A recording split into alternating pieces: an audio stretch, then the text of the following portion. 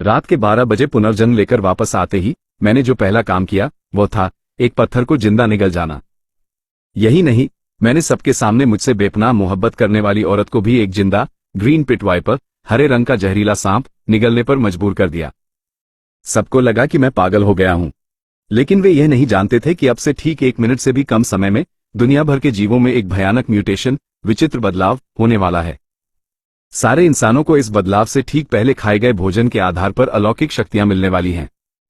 पिछली जिंदगी में इस तबाही के आने से ठीक पहले मैंने मटन का बंद गोभी वाला बन या मटन कचौड़ी खाया था, जिसकी वजह से मेरे अंदर लंबे बाल उगाने की शक्ति जागी थी। शुरुआत में बेहद खराब मौसम के दौरान मानसिक शक्ति का इस्तेमाल करके ऊन बनाने की यह काबिलियत थोड़ी बहुत काम तो आई, लेकिन जैसे जैसे म्यूटेशन से बने राक्षस और ज्यादा ताकतवर होते गए, मैं सचमुच एक ऐसा मेमना बनकर रह गया जिसे कोई भी आसानी से हलाल कर सकता था। इस जन्म की तैयारी, लेकिन इस बार पुनर्जन्म लेकर लौटने के बाद मैं पहले से ही पूरी तैयारी कर चुका था। पिछली जिंदगी में मैंने एक ऐसा विशालकाय कुत्ता देखा था जिसके पास पंगु, चीनी पौराणिक कथाओं के सृष्टि निर्माता जैसी अपार शक्तियां थीं।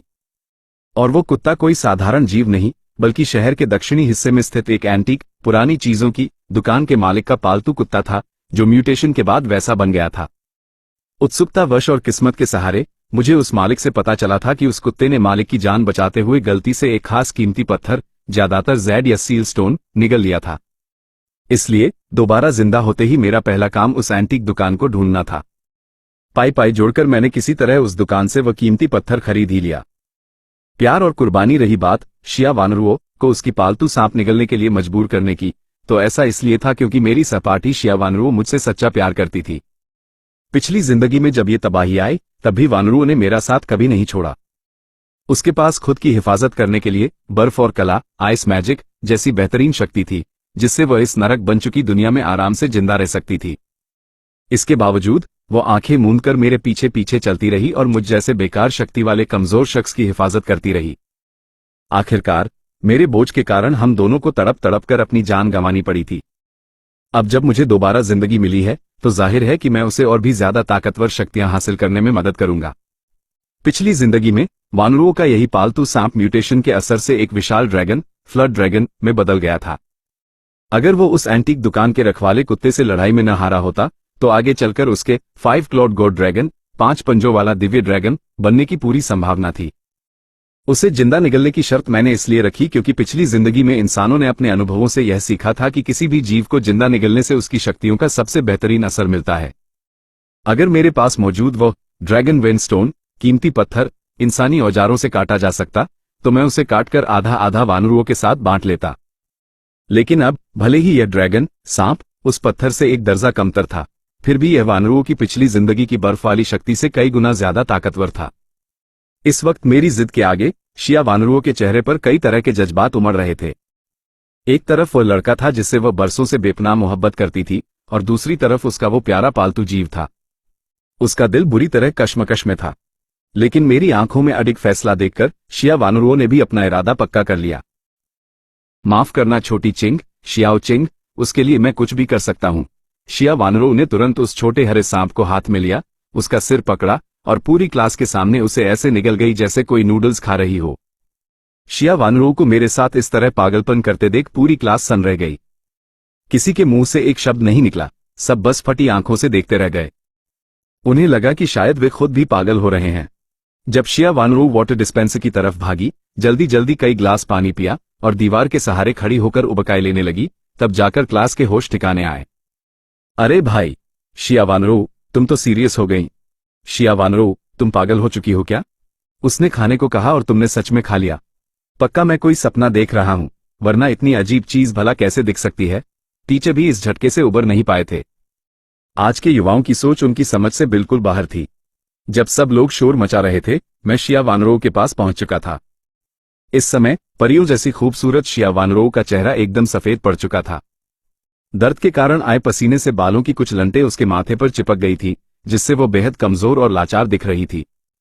पेट के असहनीय दर्द को दबाते हुए मैंने भी कांपते हाथों से उसे गले लगा लिया।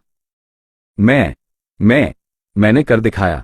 जिया वानरों दर्द से करा उठी और उसने पलटकर मेरी कमर थाम ली। मैंने उसके सफेद पड़ चुके चेहरे को सहलाया। बोलते समय उसके मुंह से लगातार खून बह रहा था। यह मंजर देखकर टीचर बुरी तरह डर गए और तुरंत एम्बुलेंस को फोन करने लगे। उधर क्लास में जिया वानरों के पीछे पड़ा रहने वाला गो जुनहाओ, जिसे वह हमेशा दुत्कार देती थी, गुस्से से पागल हो उठा। उसका दिमाग सन रह गया और आंखों के आगे अंधेरा छा गया। कदकाठी से मजबूत और कसरत करने वाले उस हटे कट्टे लड़के ने गुस्से में भारी कदम बढ़ाए और सीधा हमारी तरफ लपका। चेन जी, तुम मरने के लायक हो। तुम जानते थे कि वो तुम्हें पसंद करती है, फिर भी तुमने उसे सांप खाने पर मजबूर किया। उसकी दहाड़ बिजली की कड़क जैसी थी, जिससे पूरी क्लास कांप गई। लेकिन मैंने उसकी तरफ देखा तक नहीं। मैं कमजोर पड़ती वानरों को बाहों में थामे मोबाइल की स्क्रीन पर समय देख रहा था। गो जुनहाओ भीड़ को चीरता हुआ मेरी तरफ बढ़ा। मैंने वानरों को थामे हुए धीरे से उल्टी गिनती शुरू की। 3। वो आगे बढ़ा पर टस से मज न हुआ। 2। उसका विशाल शरीर मेरे बिल्कुल करीब आ चुका था और कई लोगों ने डर के मारे अपनी सांसें रोक ली थी। 1। जैसे ही ठीक 10 बजे खिड़की के बाहर एक महाशक्तिशाली रोशनी का धमाका हुआ। वो चकाचौंध इतनी तेज थी कि आंखें खोलना नामुमकिन था। ये सब बस एक पल के लिए हुआ और फिर गायब हो गया। सामने से झपट्टा मारने वाला गो जुनहाओ उस तेज रोशनी से अंधा होकर सीधे जमीन पर जा गिरा। इस तेज रोशनी के तुरंत बाद एक अदृश्य इलेक्ट्रोमैग्नेटिक तूफान, सौर तूफान, कुछ ही सेकंड में पूरे सौर मंडल में फैल गया।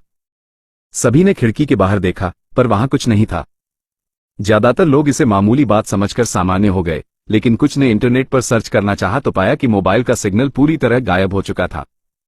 तभी गो जुनहाओ जमीन से उठा और दोबारा गुस्से में मेरी तरफ लपका।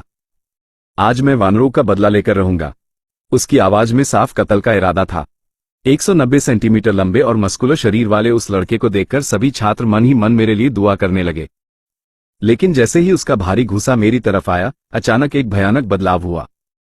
कुछ ही पलों में चमकीला आसमान पूरी तरह काली रात में बदल गया। आसमान से खून जैसी लाल रोशनी बरसने लगी। सौर तूफान के कारण चुंबकीय क्षेत्र, मैग्नेटिक फील्ड, बिगड़ चुका था। इसी खौफनाक मंजर के बीच मेरी बाहों में मौजूद जिया वानरों दर्द से बुरी तरह चीख उठी। सबने मुड़कर देखा तो दंग रह गए। हरा सांप निगलने वाली वानरों का रूप पूरी तरह बदल चुका था। उसके सिर पर 2 ड्रैगन के सींग निकल आए थे, जिनसे चांदी जैसी बिजली की लहरें निकल रही थी। उसके खूबसूरत चेहरे पर सफेद और नीले रंग के तराजू जैसे स्केल्स उभर आए थे। पीठ से लेकर कंधों तक एक रहस्यमयी छोटा ड्रैगन लिपटा हुआ